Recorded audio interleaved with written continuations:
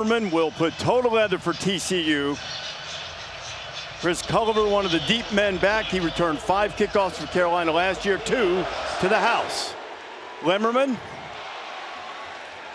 Culliver looking for room, and TCU chases him out of bounds, well short of the 20-yard line, and North Carolina will have it on offense first behind Gio Lopez. Lopez, who grew up in Northwest Alabama and Madison, started his college career at South Alabama for Major Applewhite, dual threat guys Kirk mentioned earlier.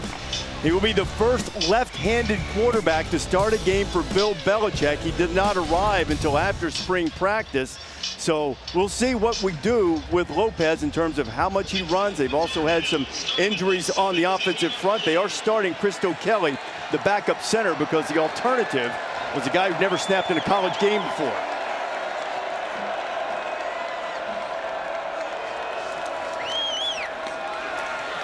And the first play on the ground goes right to Caleb Hood.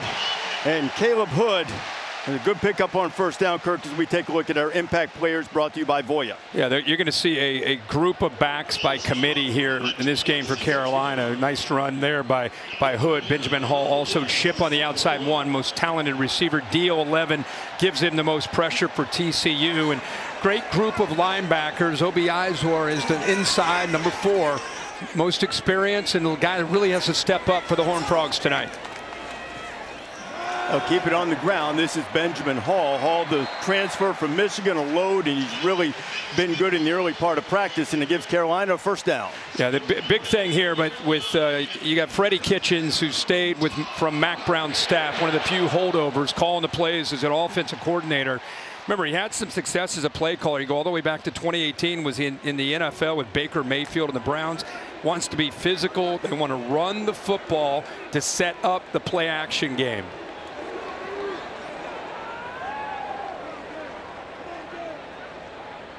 Two runs and a first down. That's Hood, who had the first carry of the game. And Hood finds some more room, and that's his second 9-yard carry of the night, and they're moving and getting creases here in the early going. Now, this is good communication with, remember, 70 new players. You really wonder how things will work out when it comes to communication, the continuity. Good job, and good job of pressing that to the inside by the back Hood, and read that double team. Lopez's first pass, he's got a man out there, and hauling it in is Jordan Shipp. And the first pass of Gio Lopez's Carolina career is an explosive play. And when you run the football, watch what it does to the linebackers and safeties. Their eyes get into the backfield. It allows you to work across like this. See how he's a little hesitant, looking for the crosser, but nobody gets back deep. Good job of putting that out in front where Shipp can make a play on the football.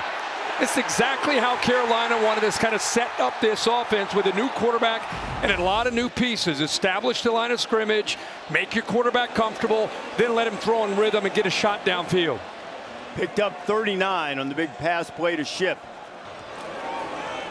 Now the RPO on the slant. Shipp again, and he's dragged down at the 5. First and goal, North Carolina. 19 yards on the play. Yeah, the eyes of the quarterback there, Shipp, on the RPO. Really good job of feeling the safety come down to help out and run support. Again, go back to those first few plays by Freddie Kitchens. And you can establish that run and make that a threat. Even in the opening drive, you can lull those safeties and backers to sleep, get them out of position, and then hit them with a quick RPO on that glance route for another first down. So first and goal. Hood, who's had a couple of good runs on the drive.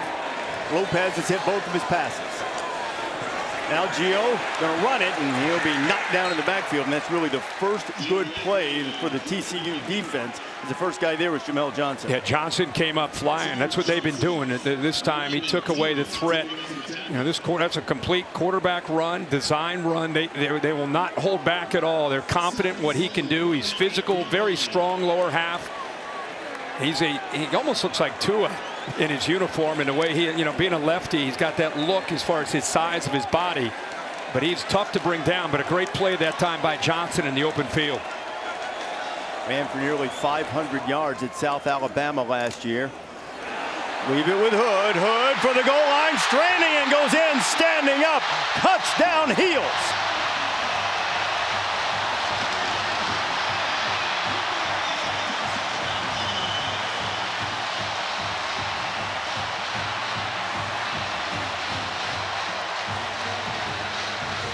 The dignitaries pleased with the way the festivities have started here for the Heels. Kirk, 7 plays, 83 yards.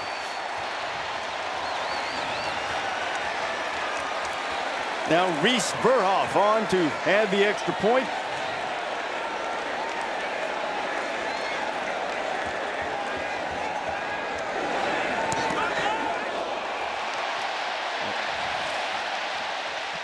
A transfer from Marshall makes it 7-0, and what a tremendous start for North Carolina. Hood had the first carry and he had the final one on that drive. Bill can hardly contain himself. But right there. With Roy Williams, Lawrence Taylor, and the great Michael Jordan, who Herbie said he wanted to go meet. Answer this North Carolina opening drive with TCU putting the ball in play at its own 25.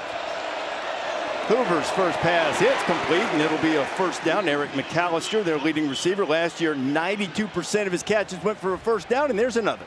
And taking a look at our impact players besides Hoover around him, Barnes gives him some downhill running. The UTSA back, it could be big for them. Eric McAllister, you just saw there on the slant, big, rangy receiver at 6'3".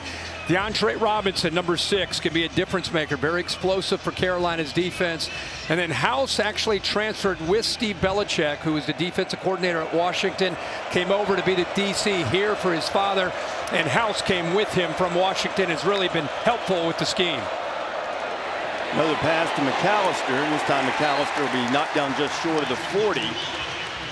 He's not the only guy. A guy was helping out on the tackle there that came over with Steve Belichick was Thaddeus Dixon. It'd be a good matchup with Kendall Briles, obviously with his father Art, known for that system where it's very, very fast with the tempo, multiple formations, try to create a lot of confusion, and they're an RPO-heavy team. So see how that matches up against Steve Belichick and his Carolina D.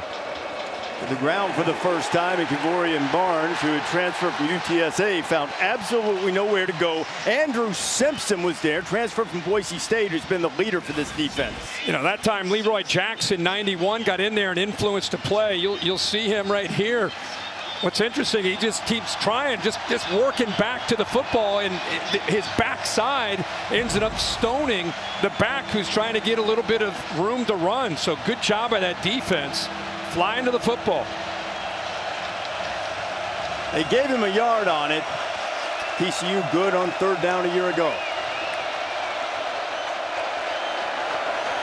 Hoover firing incomplete as Dixon had McAllister all locked up, and it'll be fourth down. Yeah, there I think Hoover, he probably predetermined with the pre-snap movement that he wants to get the ball out here, but look at the tight end release here. If he would have given this a little bit of a time, look at that, that's a first down, but I think he determined before that snap he wanted to go to his go-to target, Eric McAllister. He missed the tight end there for the first down. So TCU will have to punt it away. That is Ethan Crom, senior from Australia, one of the Pro Kick Academy guys. Will Hardy, the veteran Carolina safety, was back there to return it and didn't have a chance. Short kick goes out of bounds, and North Carolina, which had a spectacular opening drive, has really good field position. Started.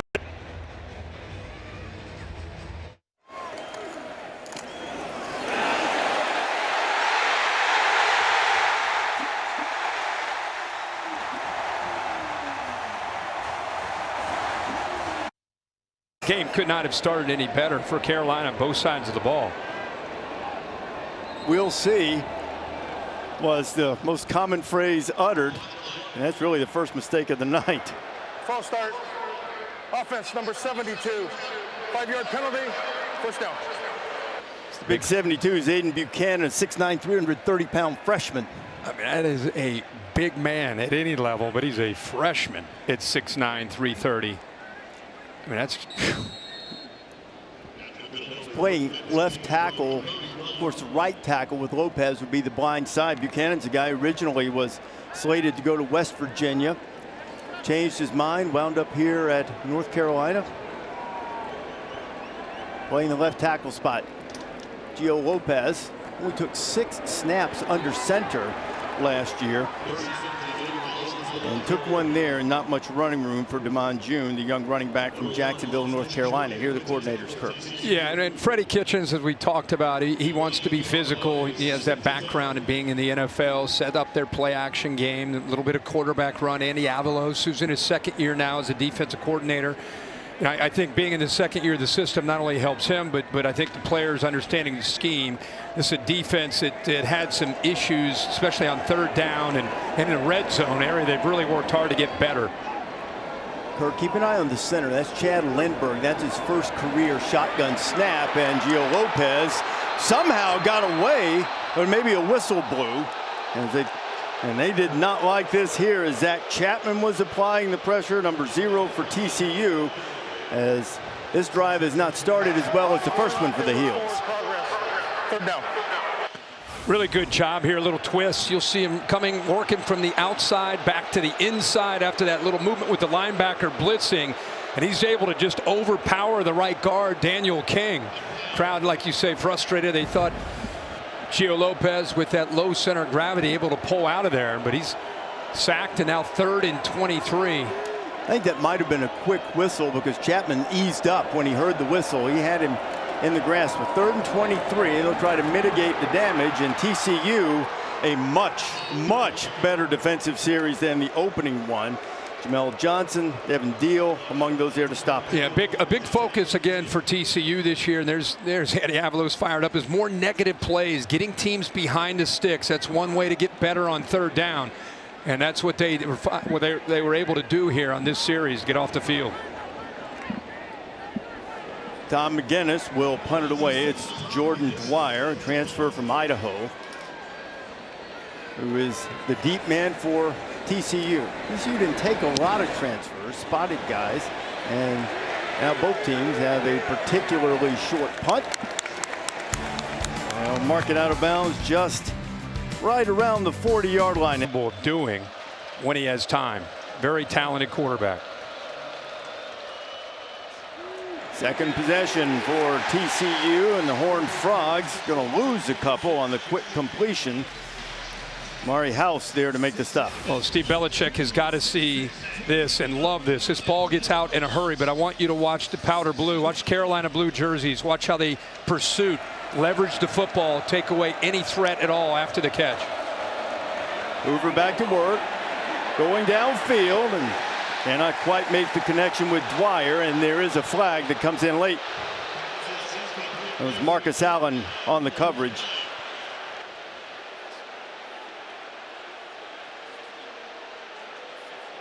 These 2 corners for Carolina, maybe the 2 best players on defense, certainly 2 of the 3 or 4 best players. It's our Big 12 crew led by Kevin Marr.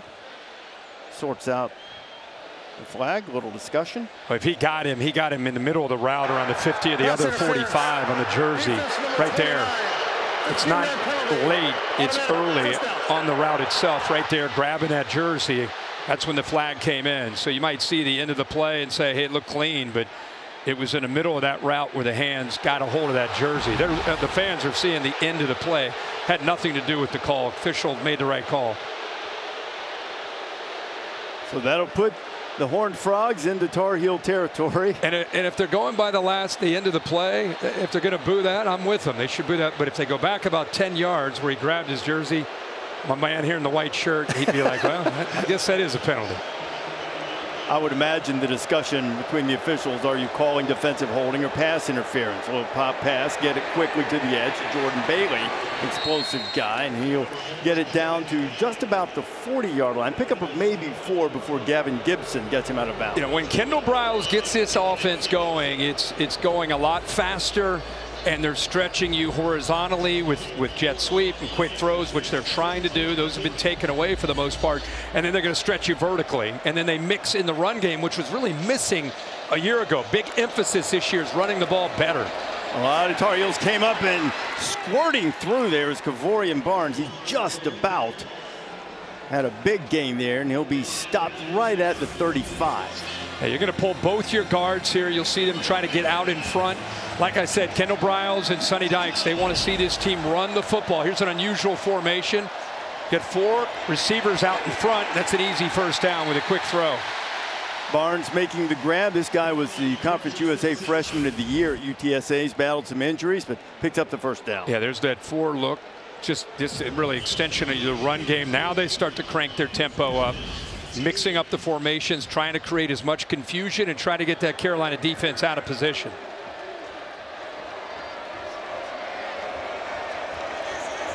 Yeah, you got 70 new players. You're going against tempo.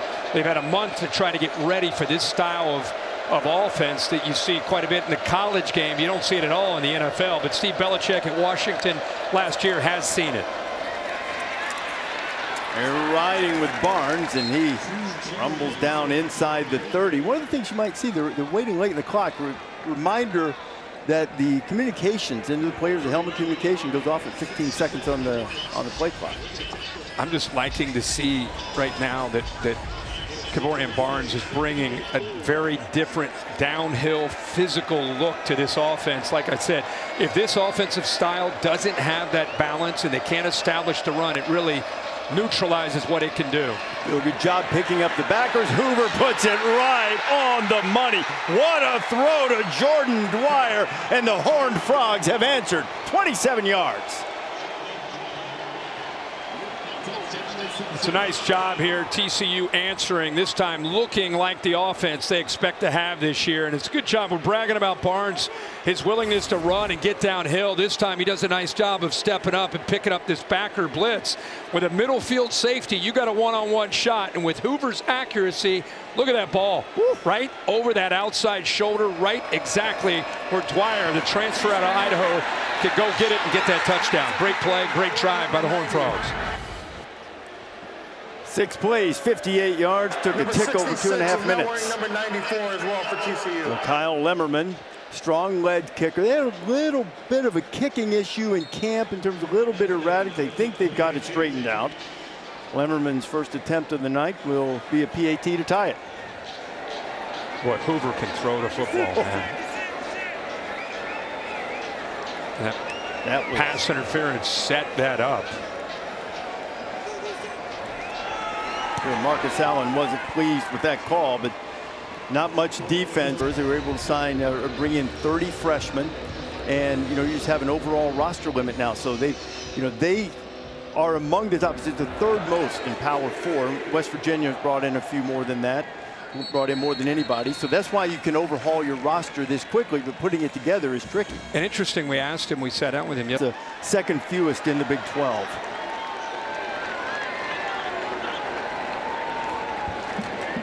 Caleb Hood has had a good start. He's a highly touted guy coming out of high school. Battled some injuries here in Chapel Hill. Short gain on first down. Caleb Elarms Orr with the stop. Yeah, they've moved Kelly back, who was the center on that opening drive when they were right down the field. Freddie Kitchens now has called 11 plays in this game, 9 runs and only 2 passes. So again, we said in the outset of this broadcast, want to establish the runs, be physical, and then get your pass game and your RPO and play action game going. Motion from Shipp and nowhere to go. And the Horned Frog defense, which played much better over the second half of the season, is awake. Yeah, good job. They keep collapsing off the edge, and here's a good job here of going up against a true freshman and just kind of working around him with good quickness. We've seen them collapsing, not necessarily needing to get their safeties and linebackers flying downhill to get out of position. They're winning the battle at the line of scrimmage here these last couple drives. Well, after Carolina cut them up on the opening possession, haven't gotten much done since then. This their 2nd possession since the touchdown drive. 3rd and long for Gio. Feeling the heat, laying it out there. There are a couple of Frogs in the area covering Shipp, and pressure applied by Devin Deal. And it'll be 4th down, and the Heels will have to punt it away as the Horned Frog defense rises up. Yeah, like I said, this is a Horned Frog defense that really struggled last year on 3rd down because a lot of it was 3rd and short and 3rd and manageable for the opposing offenses. goal coming into this year is win first down, get them behind the sticks. And the first drive, we didn't see any of that. The last 2 drives, it's exactly what we saw, and it's worked out perfectly. You know, Kirk, they really couldn't stop the run last year. Their numbers as a pass defense very good a season ago, but it was mostly because people were able to run on them. Fair catch called for and made. And the Frogs will have it back after the 44-yard punt. The All-State bus here in Chapel Hill helping us keep up with all the action. Kirk, what was your All-State good hands play this week? Boy, that game last night, Oh, this may be the catch of the year. With Daniels going up like that, they reviewed it to make sure he held possession. I could watch that all day. Look at the Notre Dame. They think they got a pick. No problem. Easy pick in the rain. Nope. Not with Daniels. Extending up with one hand, holds on to it. To me, I will be in December still looking back at that catch by him in that opening weekend. That was beautiful. Transferred over to Daniels from LSU. He was a standout at Liberty. He really didn't get it going last year, but boy, he got it going with that, and how about play last night. How about the ACC? Miami over Notre Dame, Florida State over Alabama, LSU and Clemson back and forth. LSU ended up winning it. Good start. And not much running room. Jeremy Payne back in to run it for the Frogs, and good pursuit by the Carolina defense. Again, multiple formations, that time going with a rare look with 2 backs in that backfield. North Carolina not confused at all. Good job of getting off of blocks and getting in there and getting physical.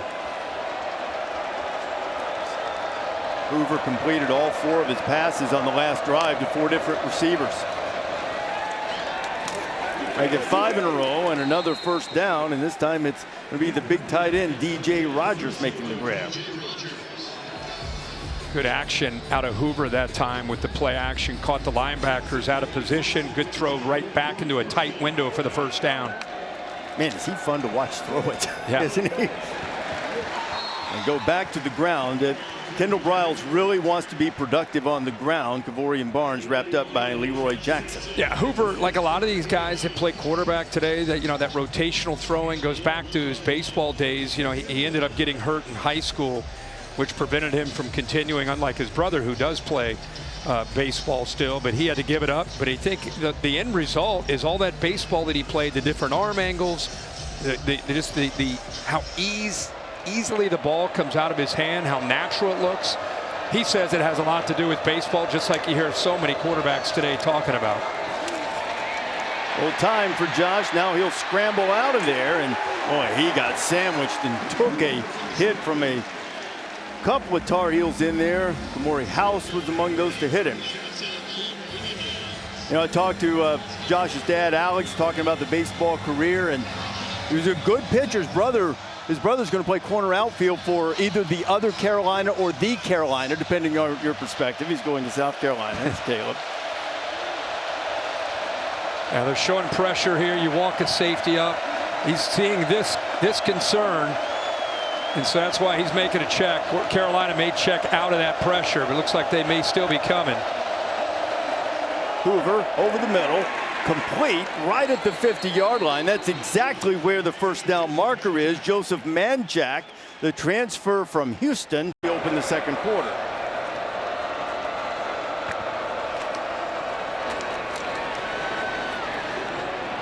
One of the better runs of the night for TCU and Kavorian Barnes.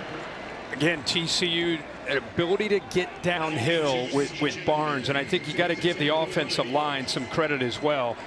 They're working together, communicating, even on the road here, handling the different movement from Steve Belichick. Barnes sticking his face in the fan, getting really close to the 40, which is the first down markers. We check in with Holly Rowe. Well, they are going downhill with Kavorian Barnes. That's why they brought him in from UTSA, where he was off to a good start tonight, and there he goes again, breaking tackles, and he's down close to the 30-yard line. A pickup of 9.5 on first down. Well, just a nice job again. I mean, we love to see what Barnes is doing, but I want to focus on the right side of this offensive line. Watch the job that they're doing here, working up on the double team. Watch the offensive line do what they need to do. Open it up. He finds the grass and picks up big yards. This time Carolina's in the backfield, but they can't get the big fella down. Spinning away from Tar Heels. He's got the first down, and he's down to the 27. Smith Vilbert was there trying to make the tackle, and Barnes ran right through it.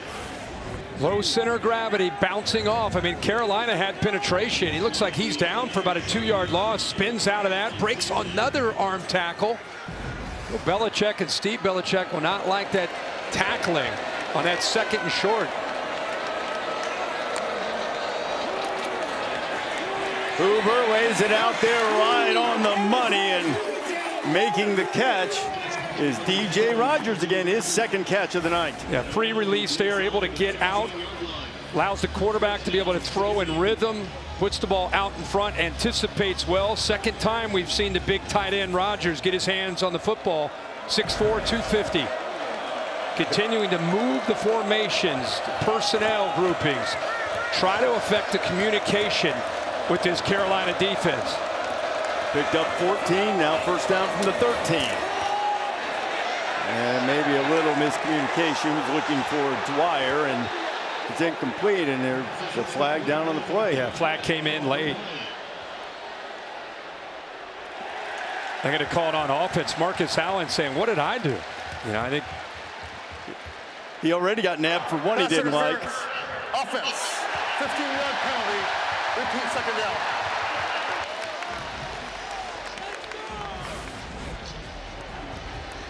I thought initially 7 there in the slot. He's kind of flattening out his route. He ended up trying to work through the defender, kind of pushing with that left arm.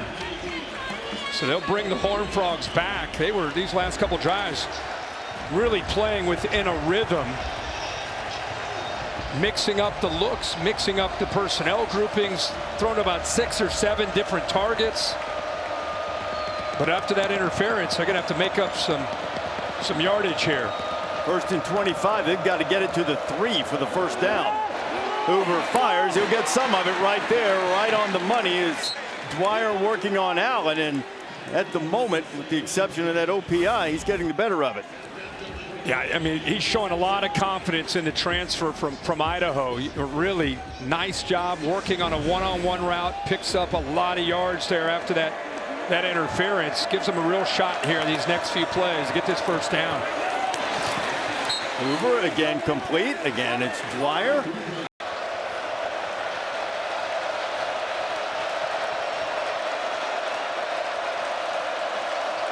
Tar Heel Trout trying to help the D.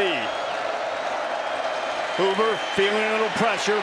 Gets away. Josh firing to the end zone. Catch is made, but it's ball comes loose late. It's incomplete. Tar Heel stuck as he tried to get the ball to Chase Curtis. And the Heels were all over, and Coleman Bryson was there. Don't get me wrong. It's a lot easier to sit up here and see this, but this is one that you'd think that he might see with the back kind of leaking, but he set up. He's going to make this throw into that corner, but the running back kind of leaked out late, and he would have walked into the end zone, but he tried to squeeze it in to the big tight end, Curtis. There's one area, Kirk, that they felt like was one that Josh could improve in. Decisions, seeing the field outside the pocket. Didn't make that play, so it'll be a 27-yard field goal attempt, depending on this flag. You got movement on the right side by the offense. False start. Kicking team number 70. 5-yard penalty. Still 4th down. So we'll make it 32 instead.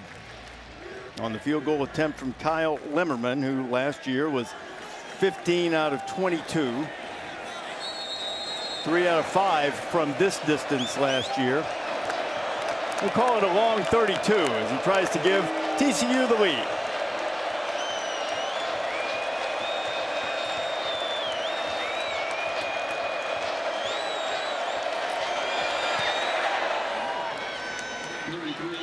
Kick on the way, it is true, and TCU has scored 10.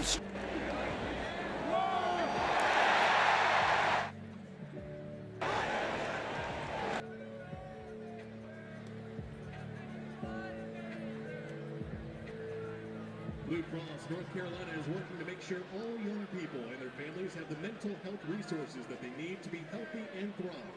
Blue Cross North Carolina, the official health insurance. College ranks. Chris Culliver going to bring it out. Mentioned early how dangerous he can be, but Culliver's going to be tripped up short of the 25. Well, that opening drive for North Carolina was pretty. 83-yard drive. They went a lot of jumbos, which was interesting to go with that look. Got Hood going with that look. They were able to control the line of scrimmage. Also, most importantly, set up good play action. See the linebackers and safeties getting downhill, expecting run, get lost in that deeper crosser. Able to put that right on the money to one, Jordan Shipp, and then here again that jumbo look off to the right, able to win things. And it looked like they were going to have a big night offensively, still might, but the next two drives since then, 6 plays, negative 11 yards, both 3 and out. Let's see what they do here on their 4 series. Gio Lopez pulls it. He's going to take a shot down the field. He was trying to get it to Alex Taylor.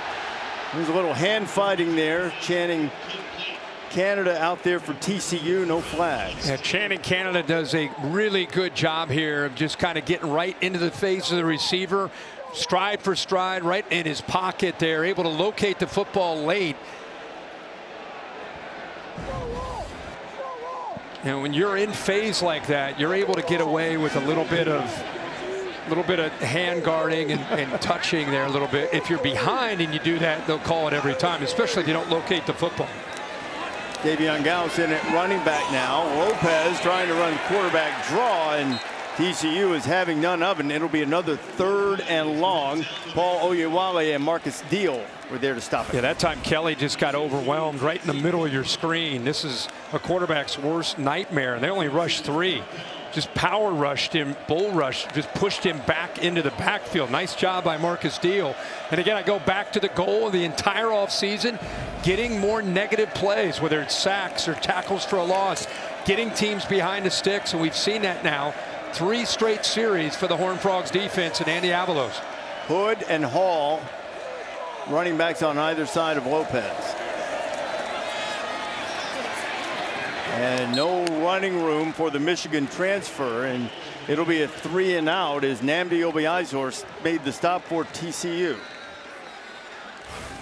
You know, 3rd and long, running the football, and this defense, you know, you keep contained, not fooled at all.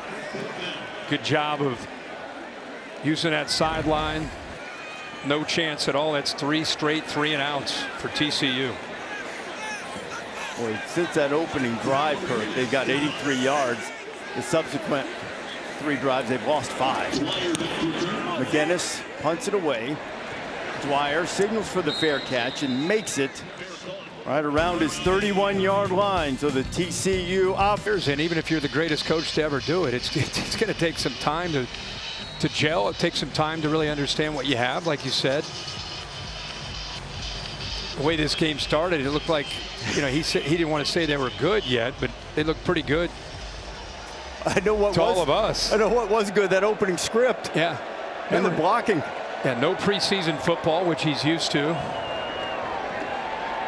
Hoover fires out. He has another completion to Dwyer. Holly Belichick hardly a figurehead during practice. No, we were wondering how hands-on he'd be with this team, and I can tell you this, on their final walkthrough last night, they're going over special team situations, and none other than Bill Belichick is acting at the scout team long snapper. Yes, he was snapping the football, making sure his team was ready for every situation on special team. He has been totally hands-on. And he has. You've seen a lot of the video of practice. 26 into the boundary on that left side of the offense. Rare incompletion on 1st down from Hoover. Wiles puts it back on the ground. Andrew Simpson makes the stop, the transfer from Boise State. You know, Simpson and House give them 2 really good linebackers because of the versatility. And watch how he finishes on this play. Able to beat the guard, bang. And it's a back that's been getting downhill, and that time this offense going sideways after that big hit. 3rd down and 9 for Hoover. Josh dancing away, keeping his eyes downfield. Oh my goodness, he threaded that in there. What a catch by Dwyer along the sideline. But Dwyer does a good job of working back. I think he's running his route. Now he sees his quarterback's in trouble. He didn't have much of a choice here. That ball was on him in a hurry. By the time he got off of Conley, that ball hits him right in the right shoulder. Just a laser from Hoover. Back to the ground with Jeremy Payne. Yeah, you talked about how Hoover, he's known for his ability to throw in rhythm from the pocket.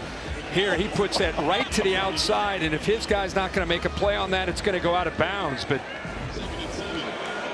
I mean, Dwyer tried to work back, tried to get away from the corner, but the football, the way it was thrown, it just hit him right, like I said, on that right shoulder. His off-target rate when he leaves the pocket way up last year. That was right on target as they're back to the ground on 2nd down. And they'll stop him 2 or 3 yards short of the first 3rd down coming. One of the intriguing matchups in this game was Hoover and his receivers, which I think they would tell you is a real strength for Kendall Briles, going up against Steve Belichick in the back end of, with all these new faces. The one thing I think they felt pretty good about is the back 7, and especially what they could do in that secondary. So it's been good against good. Need 2 on 3rd down. To the ground. And he'll pick it up. It was Jeremy Payne running right behind the offensive line. Yep, Cade Bennett, the left guard, picked up that inside linebacker blitz. Did a good job of pushing him to the inside and gave Payne enough room to get up in there. That was a lot of traffic, but with that block by the left guard 60, he's able to find enough room for that 1st down. Now from the 23, Horned Frogs threatening again. Hoover pumps to the outside, the good feet to get away. Josh scrambling now, he gets rid of it on the outside and turns a potential negative play into a positive. And there's Dwyer with his 6th catch on the 6th target of the night. Well, he got pressured, but he misses one right down the sideline. That's an easy touchdown, but you got to give credit to the pass rush. Because if he would have been able to locate that, Bailey just walks into the end zone, but there was pressure. His eyes had to go down, so he misses Bailey, who was kind of a little bit of a stutter before he went on the wheel route down the sideline. Little running room for Payne off the right side. We'll bring up another 3rd down. Yeah, it is tough with the looks and the tempo and the different jersey numbers that are coming in and out. Talk about a tough first game for Bill Belichick and Steve Belichick when it comes to communication. It's one thing to prep it in August. You think you have an idea, then there's different formations, there's different personnel, and it's very easy with the tempo mixed into that to lose a guy or have your eyes in the wrong spot against Kendall Briles' system. Kavorian Barnes, running back, split out wide to the right, empty on 3rd and 4. Screen, and that one's off target and intercepted. Caleb Cost. Rolling on the field is an interception. First down, North Carolina.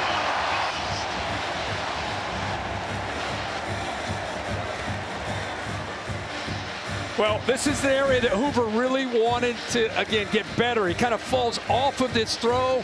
Felt the pressure there by House 7, and he had to put the ball high. By putting it high, that's a very dangerous throw. Goes off the hands of Bailey, and what an effort to be able to come up with that interception by Caleb Cost. House transferred from Washington, where he played for Steve Belichick last year, and he makes a huge play.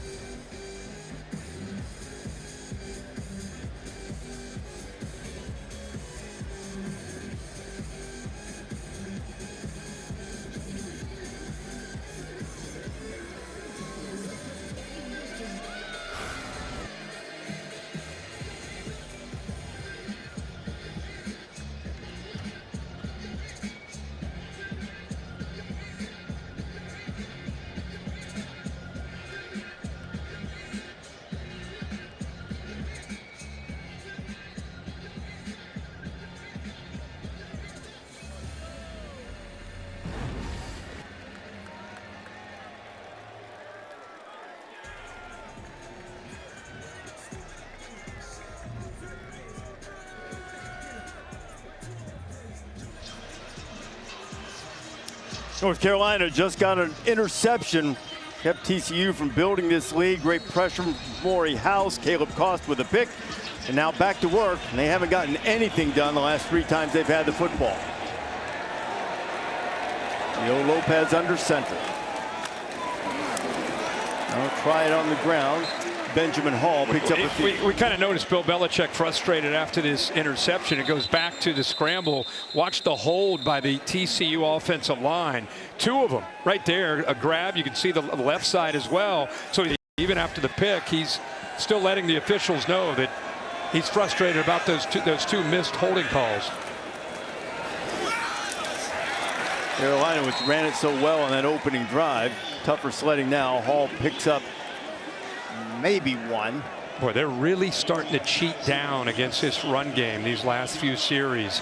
Really almost challenging Gio Lopez and his group of wide receivers. It shows a lot of confidence they have in the back end. Shipp, number 1 for North Carolina. He can beat you one-on-one, but who else can? Who else can be that guy to help out, to try to take this defense and try to sit them back a little bit? Right now they're playing downhill. Got to get it to the 29 on 3rd down. Lopez to the outside, and it's intercepted. And it's going to be a walk-in touchdown for the veteran Bud Clark. His 12th career pick, and TCU gets the ball right back and punches it in for 6.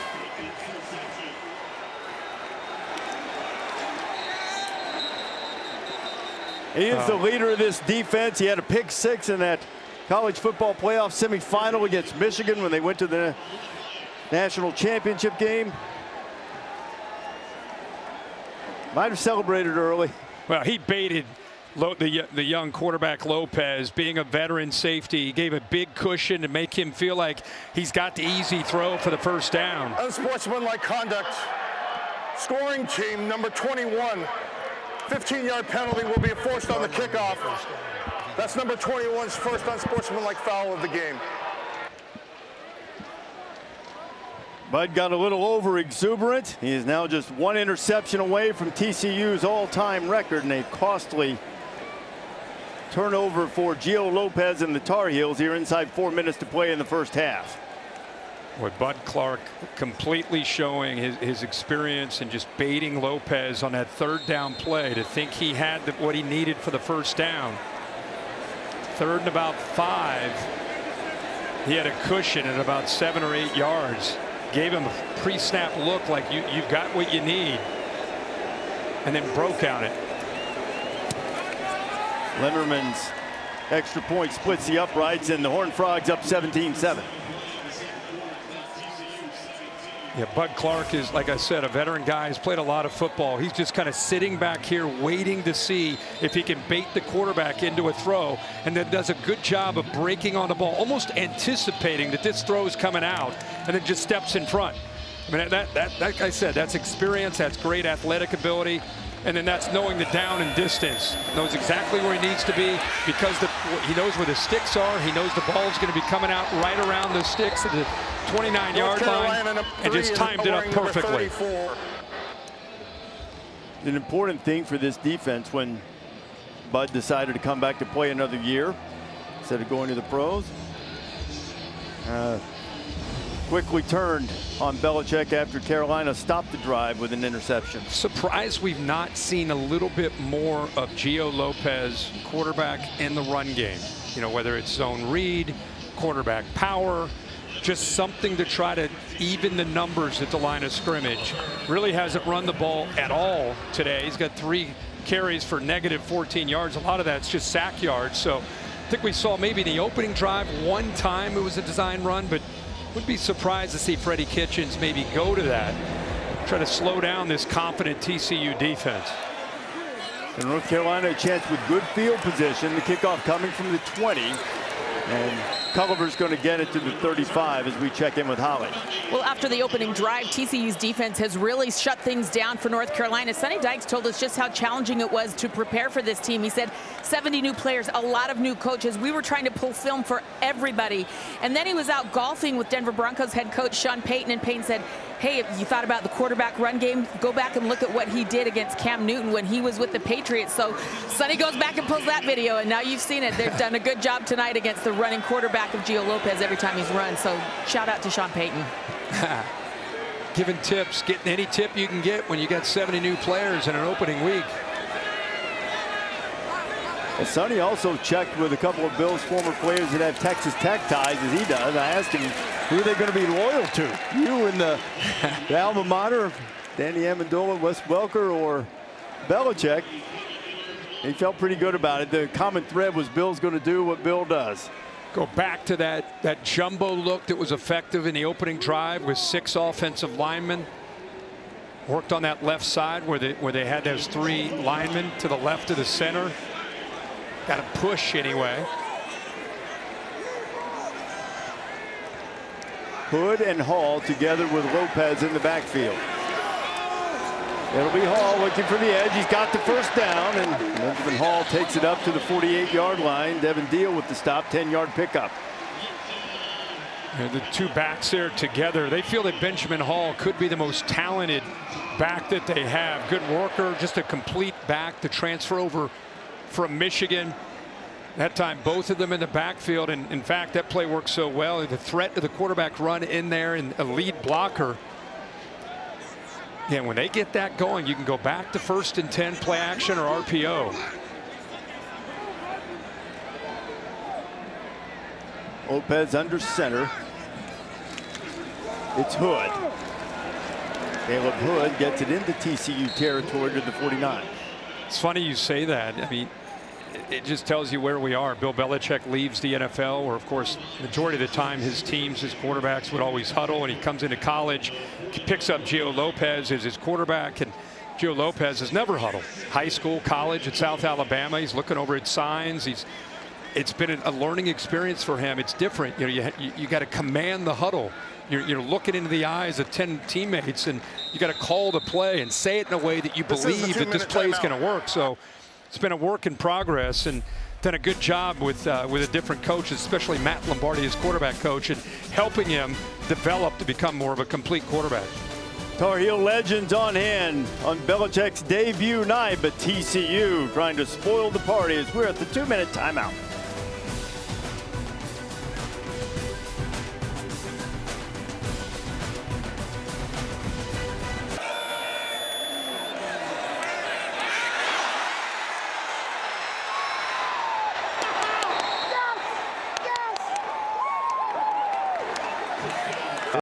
It is. North Carolina trying to put something on the board before the half. Gio Lopez pulls it down, going to run with it. Gio is knocked down just short of the 45. Jamel Johnson's had himself a game tonight. He's been very active with this Frog defense. Yeah, Johnson that time just mirroring the quarterback almost like a spy. You know, the last time Gio Lopez had completed a pass was 8:12 Eastern, which was over an hour ago. Yeah, hour and whatever 14 minutes. 14 minutes. Let's get a completion. Let's get a quick slant here and put that to bed. He's just 0 for 3 though. They've only thrown it 3 times since that opening drive. They have not converted a 3rd down yet. 0 for 4. Now they're really trying to go do it here. Trying to go empty here to get the numbers for him, maybe on a quarterback draw, but they're blitzing. They got it snapped and it rolled to him. Gio going to fire it deep. He's looking for Shipp out there, and all over him with excellent coverage was Austin Jordan. Well, the timing is off because the snap bounced back to the quarterback. Now you got the slot fade, but really good coverage. I'm telling you, TCU with the speed they have on the back end, that was Jordan, the transfer from Texas. They just don't feel threatened, and they have been stride for stride in phase on those deep balls. Kirk, that's why we've brought up the center a couple of times tonight. That was Chad Lindbergh. We're certainly not picking on him. He's a transfer from Rice. He's never done it before, and they were concerned about the shotgun snap. Especially on 3rd down. Yeah, that one didn't quite get there. Now they've got a problem handling the snap, and a really good job to get that punt out of there by Tom McGinnis. Almost had a Sean McDonough trouble with the snap moment there. Pretty good job to recover. Yeah, it was.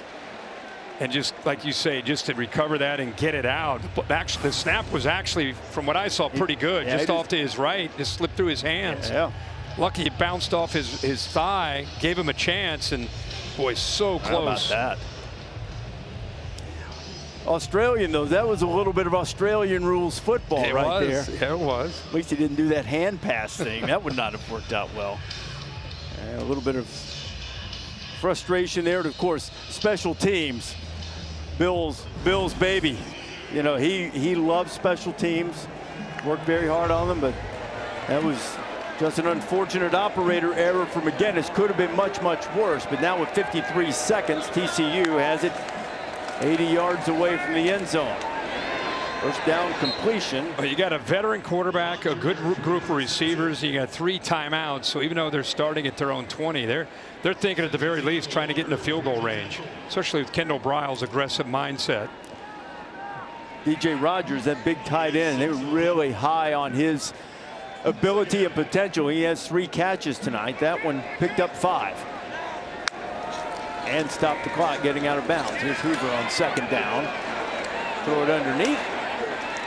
And Barnes out of the backfield. Picks up the first down. TCU, this is how you start a late drive in the half. You get that first down, now you can start attacking. And Eric McAllister won for TCU. They're probably their best receiver, 6'3". He's been moving inside and outside, and everywhere he goes, Thaddeus Dixon is following him. So it's one-on-one. 2 of the better players on the field. Carolina not leaving McAllister alone. They'll go to the ground this time with a full complement of timeouts. They can afford to try to pop one, and they'll use a timeout here with 36 seconds to play in the first half. DeAndre Robinson, big transfer from Florida. TCU, their making first the charge stop. of the half.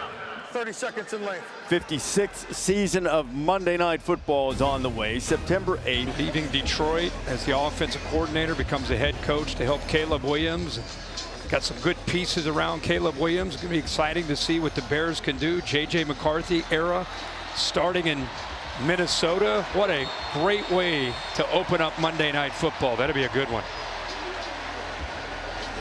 Well, Ramsey's and the fellas here in Chapel Hill really need to keep TCU from tacking on some more points. A 17-7 lead. The Frogs have scored the last 17 after Carolina took the opening kickoff march right down the field, went up 7-0. Since then, it's been all TCU. Another completion to Dwyer, who keeps his feet, heads for the boundary very wisely, and the clock stops with 31 to go. And I don't know it officially, but they continue to go away from one. Thaddeus Dixon back to the boundary against Allen and Conley. A lot of times, like I said, you know, you've seen Dwyer get his opportunities. He has 7 receptions to lead to lead TCU. Most of it's been up against number 29 with the soft cushion into the boundary. It's almost like Carolina's okay with giving that up. They just won't want to give up the potential explosive play. That's why they got Thaddeus Dixon following McAllister everywhere. Hoover pulls it, has a completion. It's Manjack on the grab, the transfer from Houston, and now all of a sudden they are right there on the edge of field goal range with 24 ticks to go. Pickup of 18. Yeah, Deary, the center, gets a little bit downfield there on that RPO. The linebacker came down. Good decision by Hoover. Hoover again.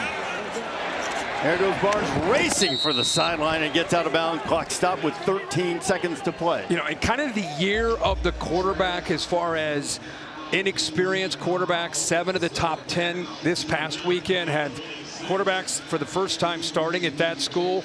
It's just another example of having a veteran quarterback, a guy that's played a lot for his school, understands, hey, we're at our own 20. We got 3 timeouts. I've got, you know, at the beginning of the drive, 3 timeouts, able to kind of navigate, move down the field, easily in field goal range. First down, another catch for the tight end, DJ Rogers.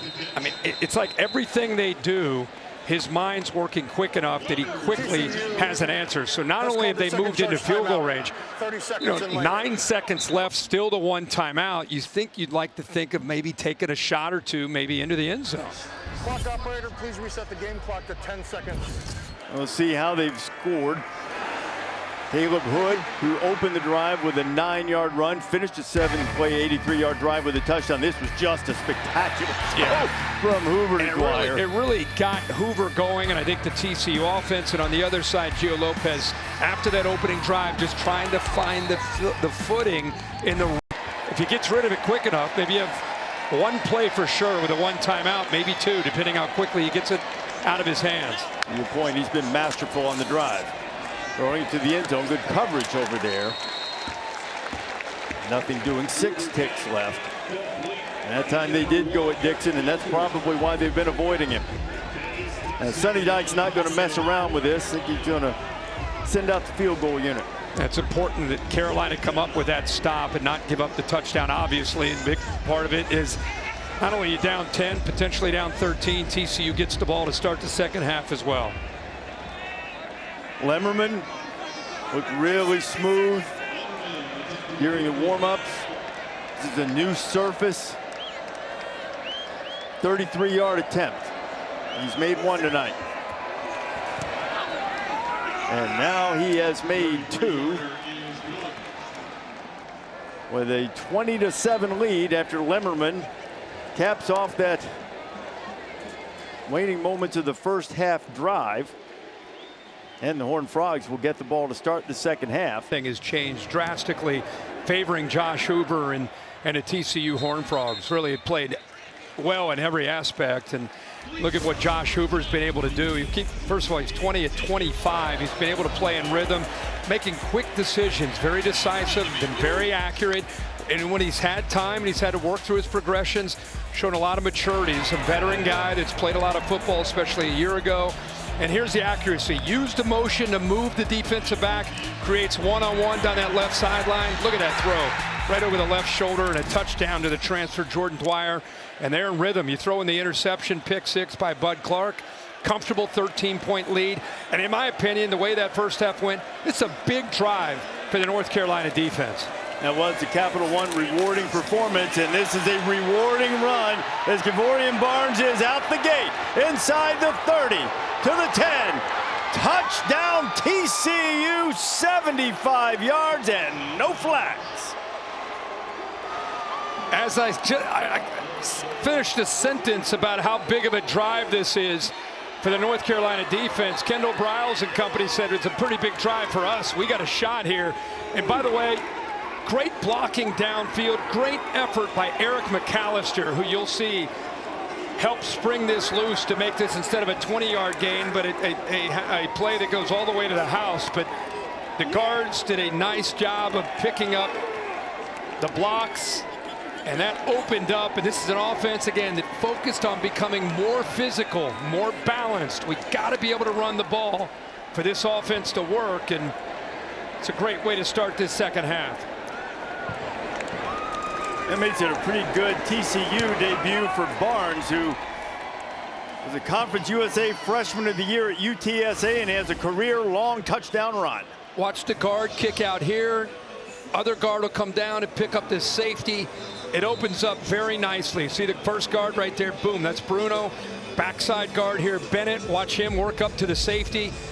Hat on a hat and downhill running. And then we'll watch one on the left there. Look at McAllister hustling downfield. Great job, great effort. Love to see it from a receiver who's known for his ability to make catches. But that's an offensive line that's been playing with confidence throughout this game. And a good job at a transfer from UTSA. Not just bringing downhill physicality, showing you he could take it to the house. Good job by his teammates opening that up. The longest rush for TCU since 2022 when they played for the national championship. Kendall Briles said he wanted to run the football. I was going to say, how great is it when you work in an off season? You had 7-8 months to try to get through winter conditioning and spring football and into camp. You have a goal of where we need to get better, and then you see it play out right before your eyes in an opening game against Bill Belichick. 10 carries, 111 yards. They were really impressed with the way he played in camp. They wanted him to seize that running back position to give them more of the downhill runner that Holly talked about in the first half. Went downhill and then hit the seam and turned on the speed. Now See if North Carolina can answer. Dangerous return man is Chris Culliver, but TCU has done a really good job of containing him on returns tonight as we go down to Holly. Well, guys, coming out of the locker room, the North Carolina players were yelling, start. Since that opening drive. Lopez wanted to take a shot, had it covered up. Gio slips away from a couple and going to pick up 2 or 3 before Nnamdi Obiazor makes the stop. Ansel Dimbo was the one who applied the pressure and flushed him out. Yeah, TCU had been mixing up their looks, trying to create some confusion for the transfer from South Alabama. And when he has been back there to throw, they've mixed in some man and some zone, make him hold that football and allow the front four to be able to get some pressure. Pick up a 3 on the scramble, 2nd down and 7. Lopez. Get a couple in the 3rd down play coming, about 5 to go. Keep talking about what TCU emphasized and wanted to get better at, and we talked a lot about their offense, but their defense, it was about being better on early downs and trying to get some plays to create negative plays for the opposing offense, to be able to crank up Andy Avalos, to be able to get exotic and multiple with his package on 3rd down. It's been working. North Carolina 0 for 5 on 3rd down so far in this game. Weren't great last season under the previous regime.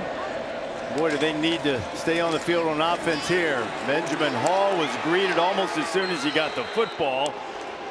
Paul Oyewale was in the backfield. Hall had nowhere to go, and it's another 4th down for the Tar Heels. Yeah, and this is just this is a blitz package right here. Watch the center 53 get pushed back.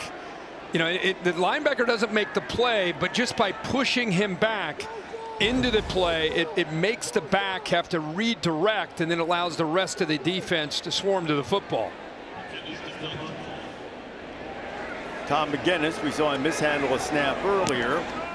Pulls that one in cleanly and gets away a nice punt. And, Dwyer almost misjudged that thing, but backpedaled and made the grab, and TCU will have it back at its own 15-yard line after the 51-yard punt. Dorian Barnes and the offense going back to work when you come back.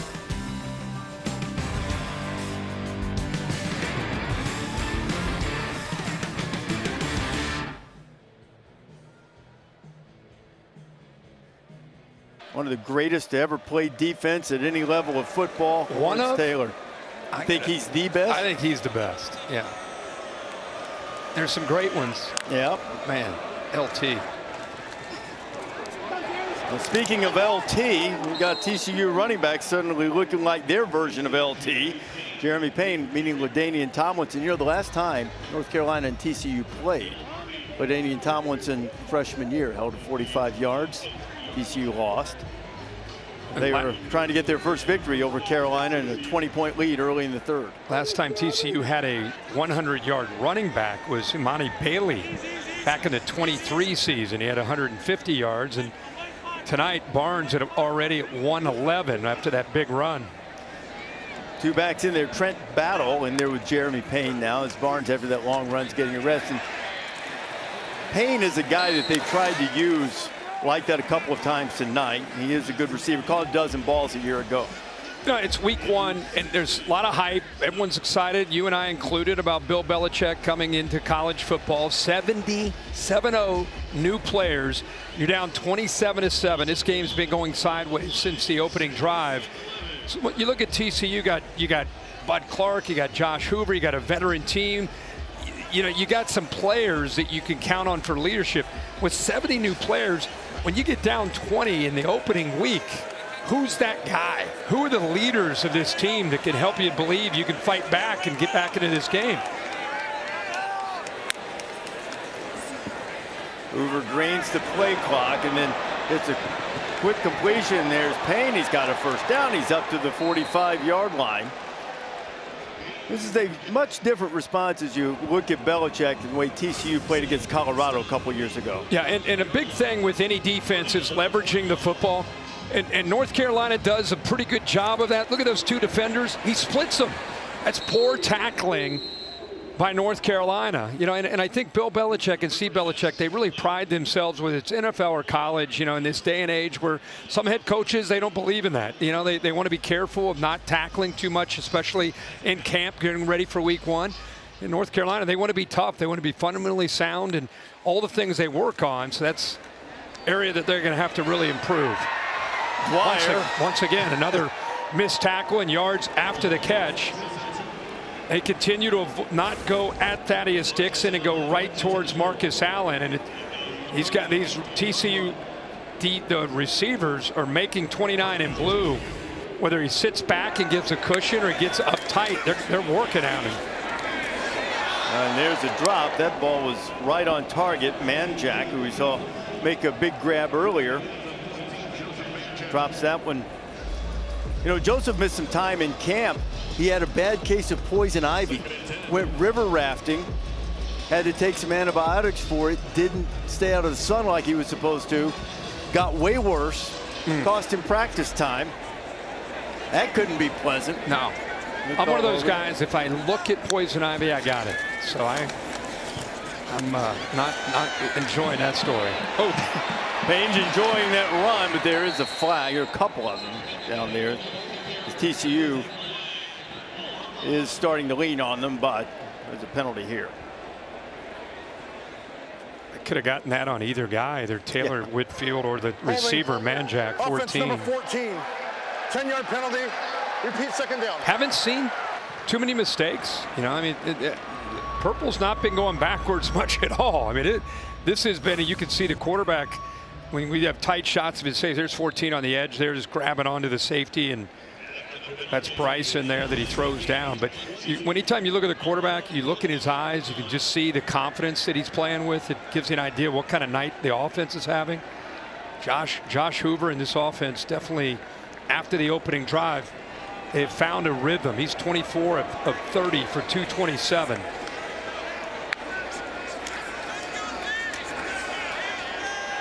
On 2nd and 20, Hoover just loops it out of bounds. 3rd and 20. With more on poison ivy, here's Holly Rowe. Well, you know, we become experts in these things, but what we didn't know, I didn't realize, is just how susceptible it is to spreading. So if you have any contact with other people, it can spread quickly. So when he came back to practice, they did not want it spreading throughout the team. So they said he was out there practicing in what looked like a beekeeper outfit, head to toe covered, so there wasn't any contact spread of the poison ivy amongst his teammates. I'm chuckling, but I wasn't the one scratching and looking for calamine lotion. 3rd down and 20.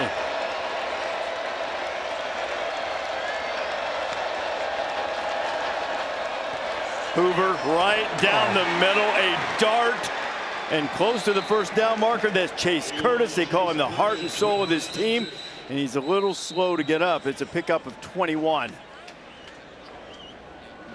Boy, did he take a shot, Kirk. Yeah, he really did.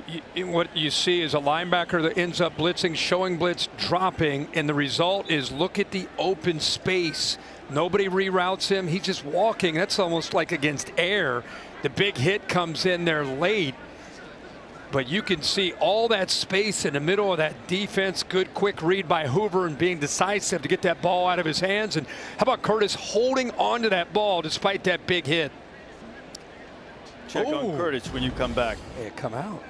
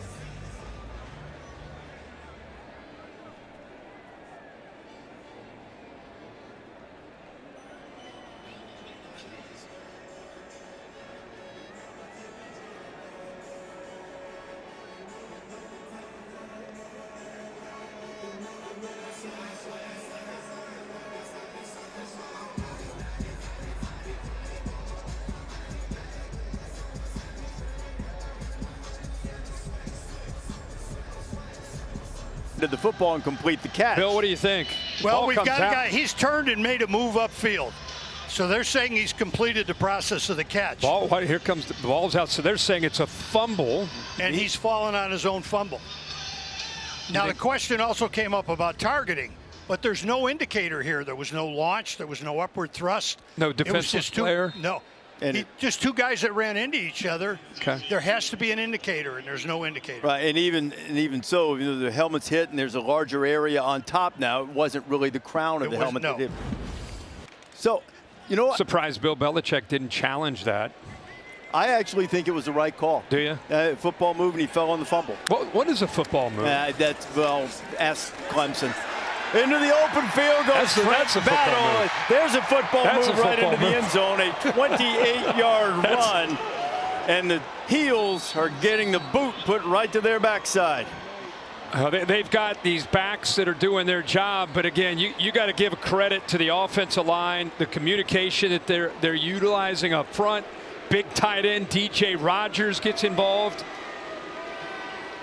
It's the same play that they're able to spring the big long run in the first play of the second half. This time they ran the same play to the left. 33-7, and Lemmerman is on for the extra point. Battle's first carry turned out to be quite productive. Number 34 gives them 34 points. And Bruno and Bennett, the guards, are going to pull. You'll see both 60, 62 getting outside. I love the motion, which takes another defender with them. And now it's just guys doing their job and making blocks. See the two guards get out there? It's the exact same play we saw for the touchdown. And this time they're able to run it to the left. Look at the block by Zero, the tight end. Watch him work up, gets to the backer. And then you bring in a back that hasn't carried the ball much tonight. He's got great speed, kind of a do-it-all back in Battle. That's 170 yards rushing on the night, 157 of those between the tackles. Well, the story coming into this game was certainly when you have someone who is an iconic figure in all of football, Bill Belichick, that's the story. But as you take a step back in a 34-7 game and you look at a TCU team with a veteran quarterback, top 30 or so in terms of continuity with our buddy Bill Connolly's chart, which is sort of like returning production and counting in transfers. Team that won 9 games and finished strong last year. TCU could be making a statement that they're going to have to be reckoned with in the Big 12. Oh, yeah, absolutely.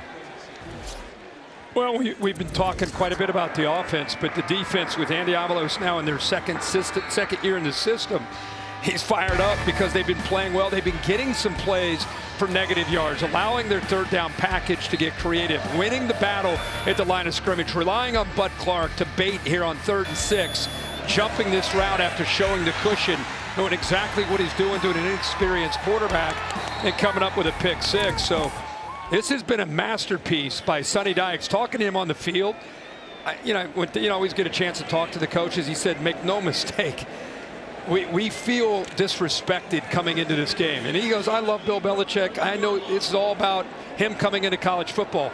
But my guys, they feel like no one even knows that they're here to play this game. And they're playing with a chip on their shoulder tonight. Hey, brother, they know now. They know now. Gio Lopez, he had a completion and it just popped away from Chris Culliver, and it's been that kind of night.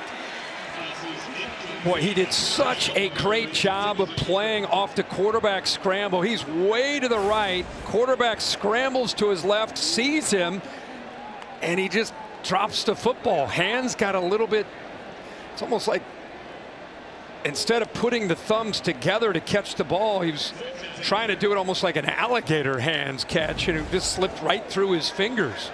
It's now been 2 hours and 7 minutes since North Carolina completed a pass. Caleb Hood in the backfield. Lopez gets hit, and it's a strike that he threw in there nicely to Hood. Hood took a big hit, 15 yards. He's a little slow to get up. Well, Lopez took a big hit too. Right when he threw the football, he got annihilated. Good job of staying focused for Hood to get the ball out. But right there as he released it, good job of getting it and putting it on that outside shoulder to give Hood a chance there, but we can finally take that clock of 8:12 off the board. We got another completion. Haven't seen a lot of that real-time countering clock between completions. I can't recall us ever doing that. You guys get fancy. Here's Gio coming out and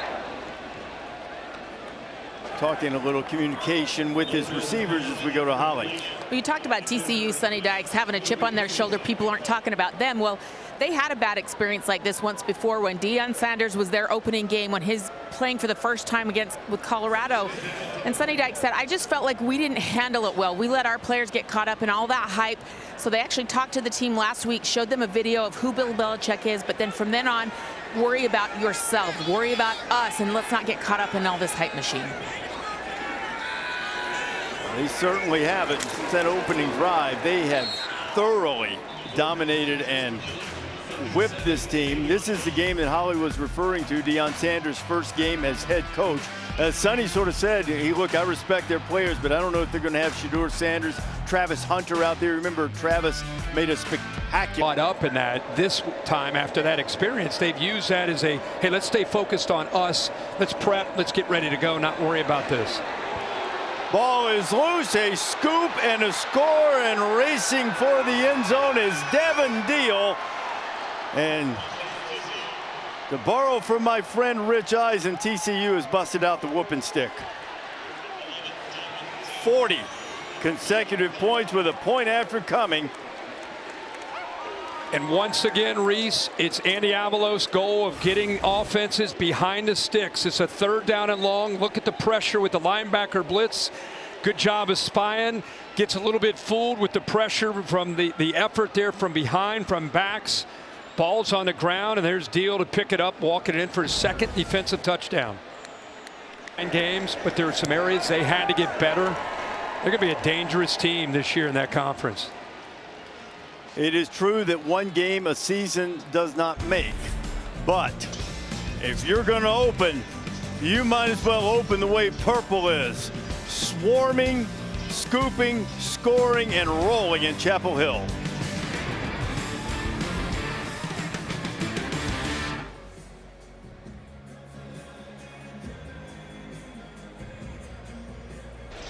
Half, huh?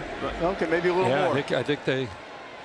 That's a tough, the build up, and then we'd be down 41-7. 41 consecutive points after Carolina took the 7-0 lead.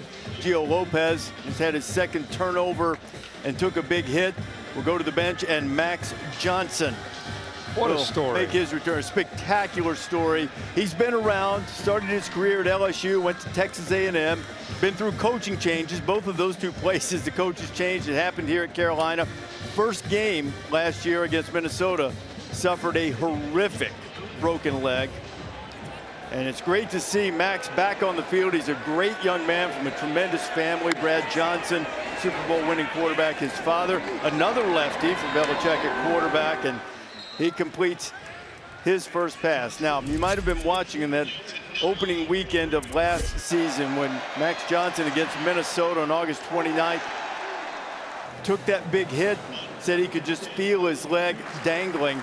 There was concern and legitimate concern that he might lose that leg for a while. But he fought back through rehab, got great care, great support from his family. And here he is playing. He's been cleared, been doing everything, physically doing very well, and it's just great to see him back out there and getting to play as he tries to give Carolina something to feel good about. 3rd down coming, Holly. Well, Max Johnson spent 9 days in the hospital after that horrific injury, had a metal rod inserted hip to knee. He had to have a wound vacuum as we see a fumble here on the field. It was a horrific comeback, and as you said, a chance that there was a possible amputation. This young man said, I will be back, and 1 year from that game, he is back stepping onto the football field. He said, my parents became my best friends because they had to help me get out of bed and walk. 5 surgeries later, and here he is playing.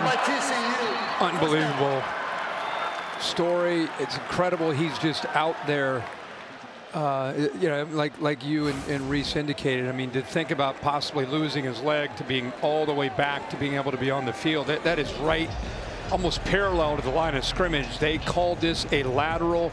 TCU with a quick recovery.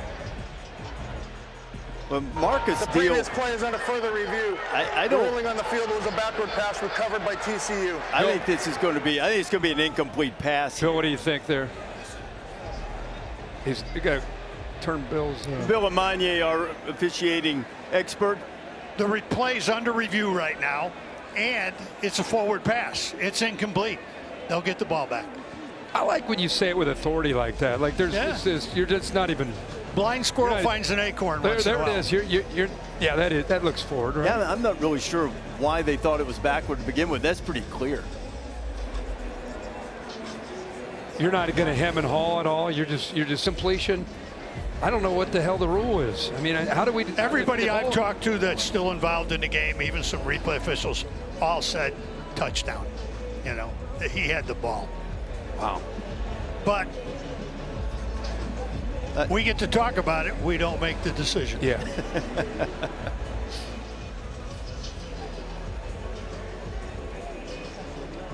All right, here's Kevin Marr. After further review, it was an incomplete forward pass. It'll be third down. Holly, Max Johnsnon getting to come back out onto the field, and the rehab was a story of perseverance. Just a story of resilience and determination. Jeez. The scar on the right side there, on the outside of his leg. Jeez. Max's brother tied in on the team, Jake Johnson. Boy, Max just took a big hit and delivered the football. Jordan Shipp making the catch. The TCU defensive line continuing to push people around. This time it's to left guard Banfield. Watch the push coming right through here. Just pushes him and hits Max Johnson right as he throws it. Oh my gosh. I'm sure Max was wondering what that first hit was going to be like. It could have been a little less than that, I'm sure. But boy, did he stand in there and deliver the football. That's what I was going to. I was so caught up in the hit and hoping he got up that didn't have full appreciation for what he did downfield with his vision downfield to find Shipp. Kirk, that was their first third down conversion of the night. Max going back to work, going to take a shot, got a man out there. It's complete. Making the grab is Javarius Green, his first catch of the night. And Max Johnson's giving him a little late spark with a 39-yard completion. Boy, he does a good job using his eyes this way to try to hold the safety and then take that shot down that left sideline. And by doing that, he held him just long enough to the middle of the field by looking him off, allowed him to be able to squeeze that in. McFadden almost got over, but he just kind of sat right on the hash with the experience of Max Johnson trying to freeze him there, not let him get a head start down that sideline. So since the first time North Carolina had the football, this is easily their best drive. Inside 4.5 minutes to go, and let's see if they got the snap off in time.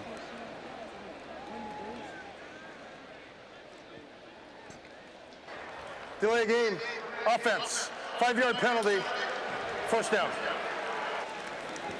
You know what you lose in the mobility and the potential threat of quarterback run game, you pick up with having an experienced guy that's taken a ton of snaps, whether it's at LSU, A&M, North Carolina, and allows him to be able to do some things with his eyes, do some things by manipulating the defense. So you pick up the experience. You just don't have, obviously, the ability to move him around as much.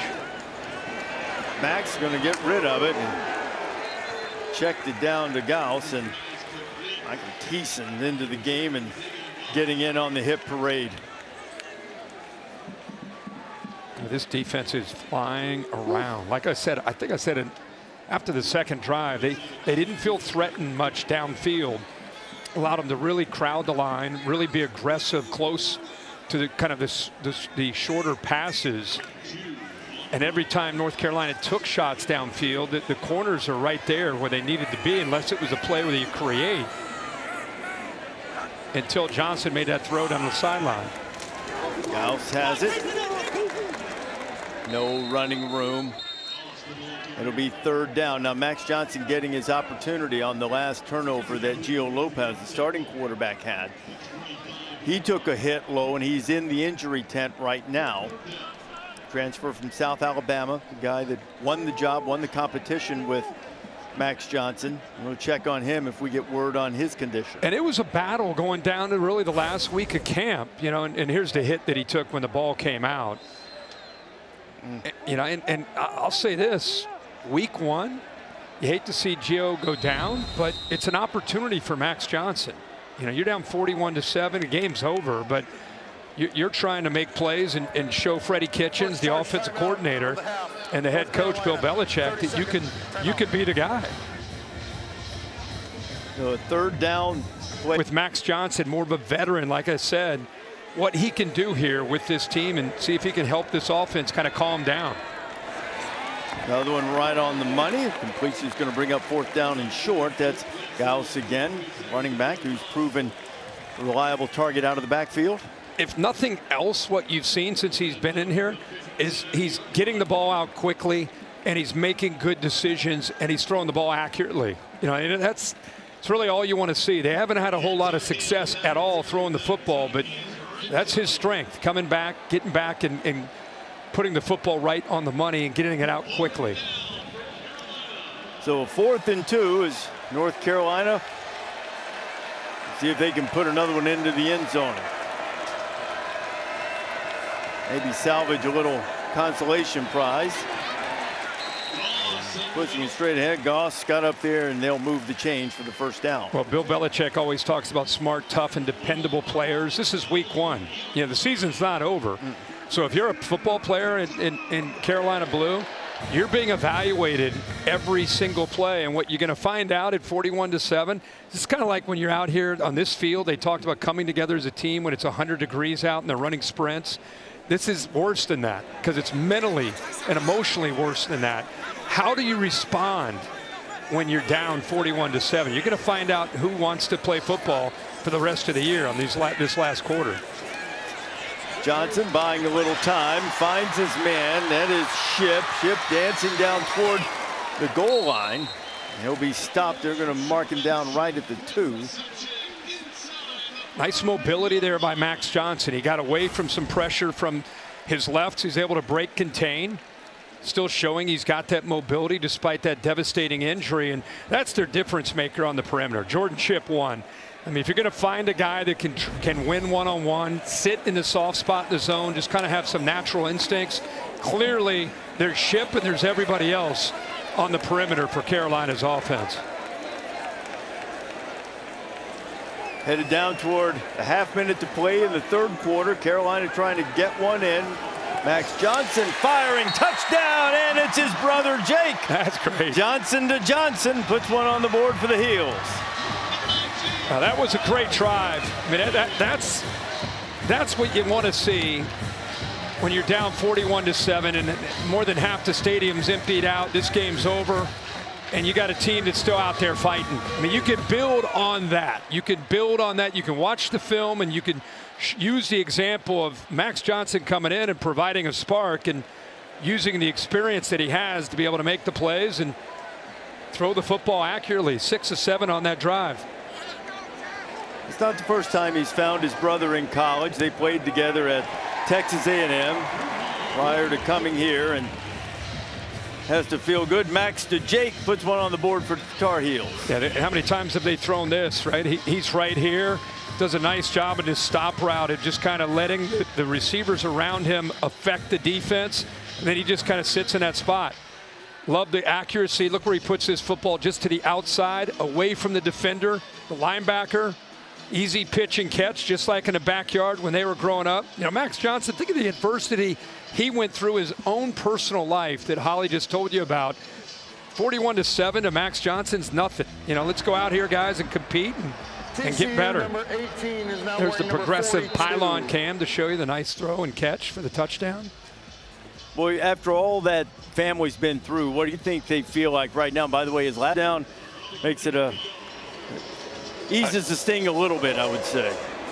Like I said, I mean, at 41-7, you know, this game's over, but everything that Max Johnsnon went through, fighting in camp to try to win the job, coming up short, losing the job to a first-year transfer.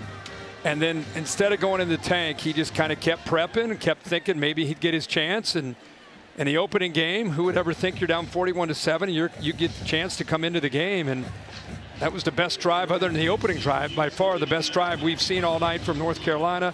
And it was the execution that stood out to me. And clearly knowing where to go with the football and not even thinking about being down in the game. He just went out and executed and led his team to a touchdown. Looked good. Now TCU has it back. Kavorian Barnes, who had a long touchdown run to start the second half, that was really the one that it was a knockout punch for Carolina. It was 20-7. We were trying to make the point that they needed to make a stop there. If you get a 3 and out and you get the ball back, who knows? But yeah, that was.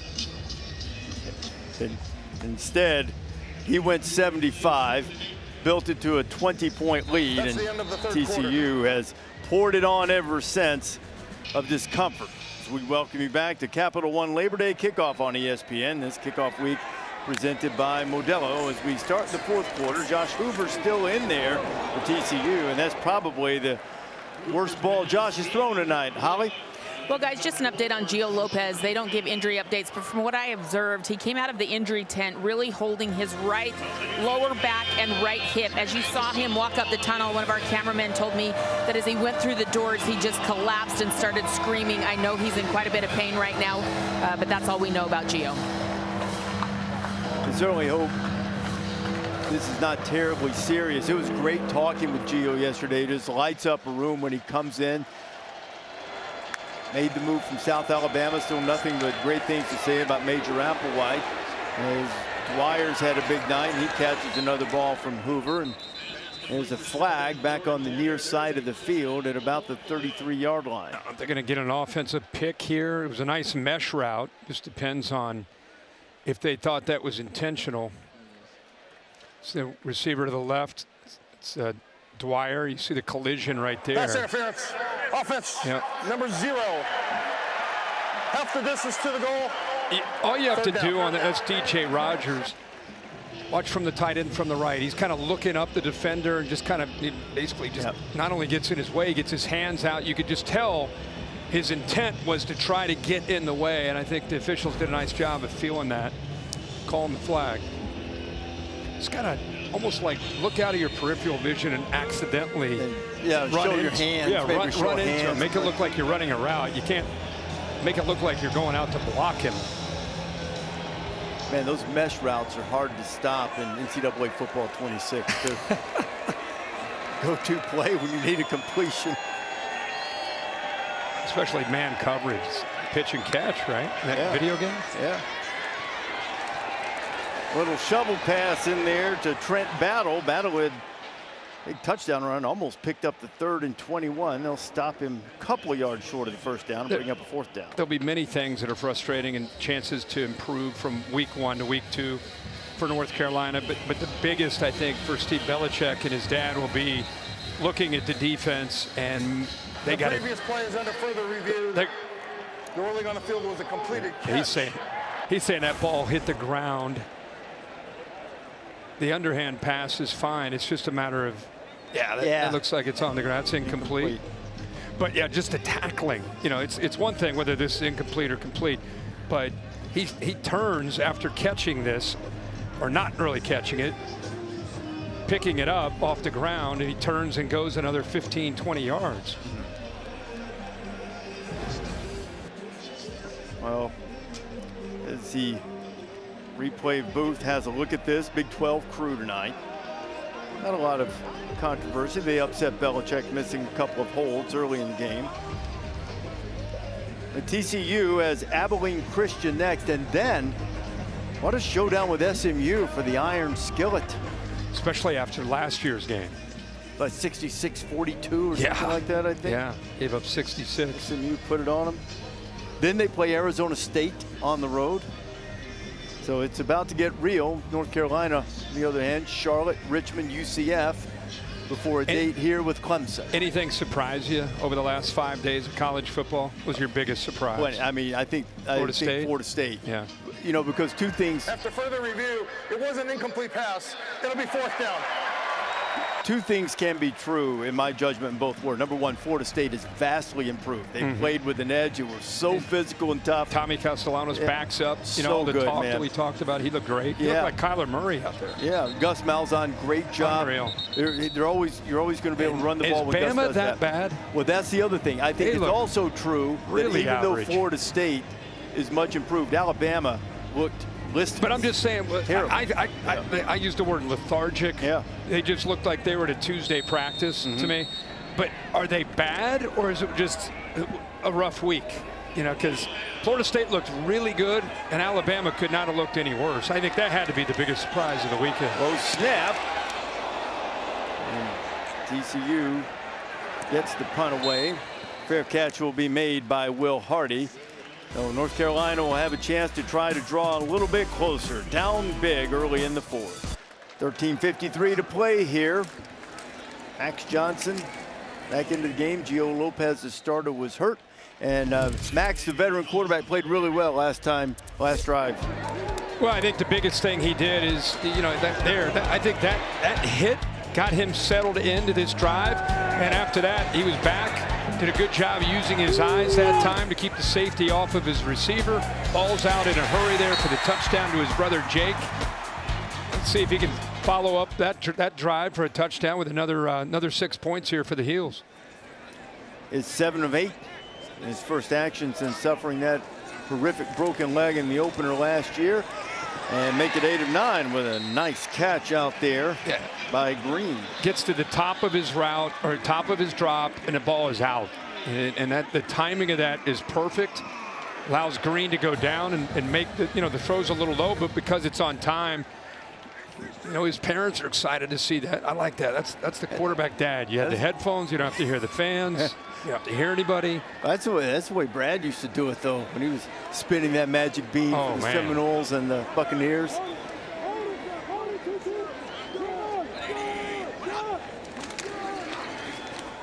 Johnson again, on target again. And catch by Alex Taylor. He's putting on a clinic right now with different throws, different levels. Again, we know it's 41-14, but if you've watched this whole game with us and you're looking at the clock, you're thinking, you know what? Max Johnson here is just giving these guys, he's giving them some rhythm. He's giving them an identity. It's allowing Freddie Kitchens as a play caller to attack in different ways. But he looks like the seasoned veteran that he is. You know, his attitude was great, too. Gio Lopez was really open about how helpful Max Johnson has been. Said he didn't try to mess him up, though Carolina messes up there. And it's another turnover, I believe. Looks as if the Frogs got it, and they did. Yeah, I don't think the ball ever got in there, and I don't know if he was surprised to get the ball. By TCU, 1st down. I think that was Davion Goss that changed uniform numbers, and 37, worn 37 tonight. He just never got it in, and it's the 3rd turnover of the night. Zach Chapman was in Holly Road. Thanks for sticking as well. Scott Van Pelt coming along shortly. Reaction to this day, Josh Hoover still in the game, and now they're running the football, and it's Nate Palmer getting his first action. And I think probably that, but I think you said to him yesterday in our meeting that you expected maybe someday Navy because of his affinity for the Naval Academy. I could have seen that. Largely grew up there, and now Nate Palmer's running through tackles. Nate Palmer with fresh legs, wanting to get his act. And I tell you, Evan Gibson sort of got run over. His 26-yard gain for Palmer. I think the most frustrating thing for Bill Belichick is going to be the 3 turnovers and so many missed tackles and some blown coverages. You know, that's what week 1, you know, some teams you struggle. There's another missed tackle. Dwyer, who's been in once tonight, trying to get him for a second time, and he'll be stopped short of the goal line. And Jordan Dwyer's had himself a night, well over 100 yards. In fact, he'll be over 160 with that catch, I think. Yeah, they're over 200 yards rushing now. Dwyer's had a big night. Like I said, they've gone into the boundary and attacked it, that part of the secondary. Let me correct that. They'd already updated the stat, and I did the math myself, but still over 130 is good. And you see Josh Hoover kind of hopping out of there. I'm a little surprised. He's got a little bit of hitch in the get-along there. I'm surprised he's still in the game, to be honest. He gets stepped on. I don't know what happened there. That was kind of an awkward exchange with he and Palmer. Let's see if he gets stepped on. I can't tell. The right toe, maybe? Just a little bit. I mean, you and I both said in the commercial break, well, they'll take him out of harm's way. Abilene Christian next week, and this weekend in SMU. They're trying to get him maybe more stats. And another touchdown pass, and he's got it. That is DJ Rogers, who's had a good night. And Josh Hoover's feeling it tonight. Yeah, they're pouring it on. They're making a statement right now. This has its roots in the game we talked about earlier, the Colorado game. Well, and again, I think they were tired of the message throughout the last week or so, and they respect Bill Belichick, but it's almost like they felt that people weren't talking about them at all. A team that won 9 games with as much experience as anybody in the Big 12 coming back. Did a good job, by the way, of baiting the defense there, looking into the back corner, and then ended up throwing it to that front corner for the touchdown. But hopefully his night's over. 27-36, 284, and a couple touchdowns. Well, if TCU has had a rather lengthy memory about that loss that we've mentioned against Colorado, I would imagine that North Carolina might have a lengthy memory that could extend 6. Good for you. I mean, good. Those were good games, tough games. They lost. Yeah. Yeah. Good for you. Hope everybody follows suit there. So here are some of the things that it all started off with. The highest rate. Have Georgia, by the way, coming up in about 3 weeks in Athens. And not too long until Florida State has Miami in the not too distant future. And then of course you had for real, that was a good football game, and boy, they executed well. The defense looks great. Canes are going to be tough this year. I agree with you, and you know what else? I thought C.J. Carr in Notre Dame showed a lot of guts. Yeah. Get back in that game. Yeah. Had a chance. Miami has a reputation of being kind of a quiet, it's fan base, but they're one of those fan bases when they know they have a good team, and they've got a team like Notre Dame coming into their stadium, they show up, and that is a loud stadium in a game like that. Huge advantage for them, and you're right. C.J. Carr, I mean, they didn't get the ball downfield. A lot of it was short passing, but they did enough to be very competitive for the majority of that game. And a couple of times late. Perhaps bodes well for the future for Marcus Freeman's team. And I think with Arch Manning, I think they'll have a chance to kind of get back. That was a tough ask to go into Ohio Stadium, defending national champs with a quarterback that really hasn't. He had a couple starts last year, but this is first. It's his team now, kind of moment against a really athletic Ohio State defense with Matt Patricia. But they'll go back. They'll learn from that. I think Texas is going to be fine. Tough schedule in the SEC, but I think at the end of the day, they'll still be a team that's going to end up making the playoff. I think so. I think Texas will be fine. I was really impressed with Julian Sayin. Hoover's night is over. Speaking of quarterbacks who look good, Hoover was terrific tonight. Ken Seals, a veteran, played at Vanderbilt earlier in his career, has been at TCU for a while. He's in to run this thing out. John Denman, young running back, if they had hoped. Of TCU. So he's back. He's got a big smile on his face tonight, and he should. And with his leadership and the system that they. Young man he is with high character, but he's also really great off the field. There's a wonderful story on ESPN.com by Pete Thample about family. Spent some time over the last couple weeks communicating with Alex. We talked about Caleb, who's an outstanding baseball player. His sister, Hannah, is coming for all of our jobs, working in sports broadcasting. I think in Oklahoma City, if memory serves. Bryce Underwood at Michigan. Did you see the block Bryce Underwood threw on the touchdown run? I did. Sherrell Moore is the head coach at Michigan, going back to his alma mater. Before he takes an imposed break for a couple of weeks because of the situation involving Connor Stallions. But Michigan got off to a good start against New Mexico, and now challenge will be much greater. And Oklahoma, a lot of pressure there to get that offense going with Mateer and Ben Arbuckle. Michigan trying to bounce back from a season that didn't meet its standards last year. Certainly the end was outstanding with the victories over Ohio State and against Alabama in the bowl game.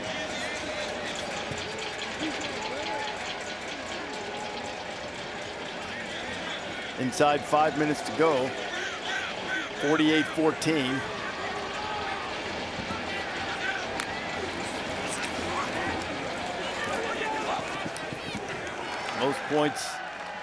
Most points Bill Belichick has ever given up in a game. Most points North Carolina has allowed in an opener.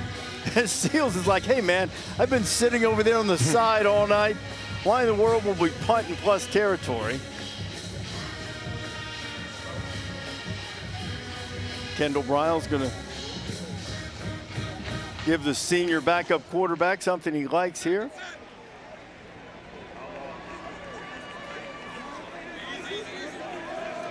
TCU has not let its foot off the gas, so they are playing the backups now.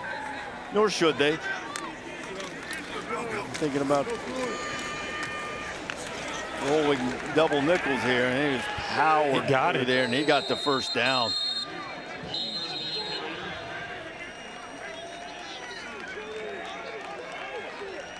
On Saturday night after getting back from Dublin. Denman running through tackles, and that's why they like the youngster, 5'10", 210-pounder. Belichick hoping there will be better nights than this one. When it's 48-14, the team with the big lead is driving, and we've talked about next week. You know, we had a discussion at dinner last night. If College Game Day were an offensive philosophy or formation, what would it be? As I mentioned earlier, North Carolina allowing 48, that's the most points allowed by any Belichick coach team. If College Game Day, the show, were an offensive philosophy or formation, what would it be? I never thought we'd get this in tonight. But wishbone?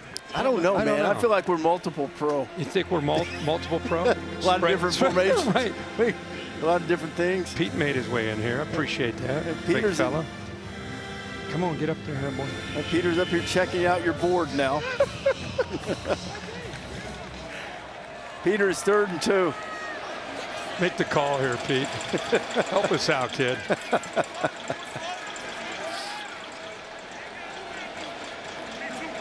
TCU mercifully trying to get deep in the clock. There he is. There he is. Yeah. Oh, yeah.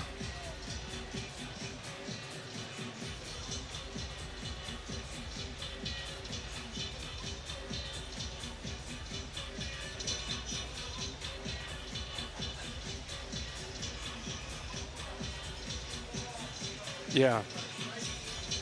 I love whatever. That's where we are. And then you got the Reds that just tread water. They don't even.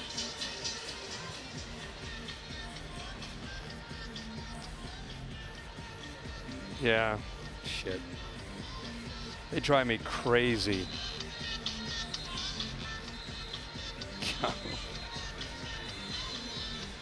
Let's see. Four games out of the wild card.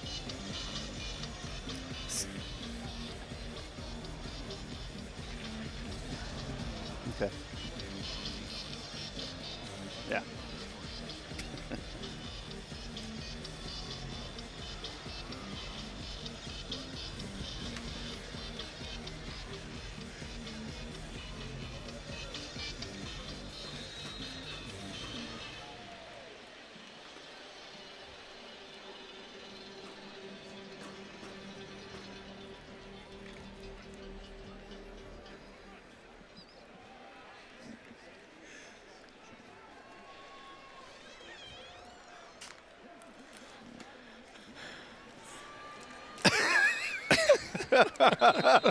I was down visiting with Hoover before the game. He was excited to go over and say hello to Nick Saban.